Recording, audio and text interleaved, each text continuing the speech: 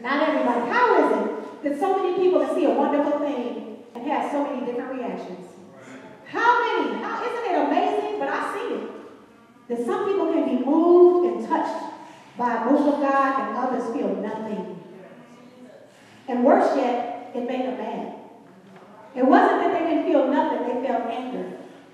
They were angry at what he did. They were angry at the people's reactions that people believed in him. They were angry, why? Because it meant some of the glory and some of the light was coming off of them. I'm talking about the Pharisees. They had their spies. See, they would follow around after Jesus and act like they were the righteous and the faithful, but they were just there to spy because they still wanted to kill him. Very much. It meant that they were afraid that they were going to lose their status. God forbid that they would have to admit that they were wrong, that they didn't acknowledge the Son of God was right in front of them.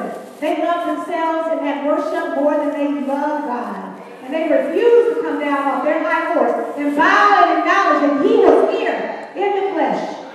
No. How many get like that sometimes? You have a word from God and he does something for you and you just won't acknowledge it. You won't confess that God's power is right in front of you. You want to stick to your story. You want to stick to your own understanding. You want to stick to your own way of doing things instead of humbling yourself and saying, Lord, forgive me, because he would have done it. He would have if they had asked for it sincerely and turned from their wicked ways, but they weren't going to do that.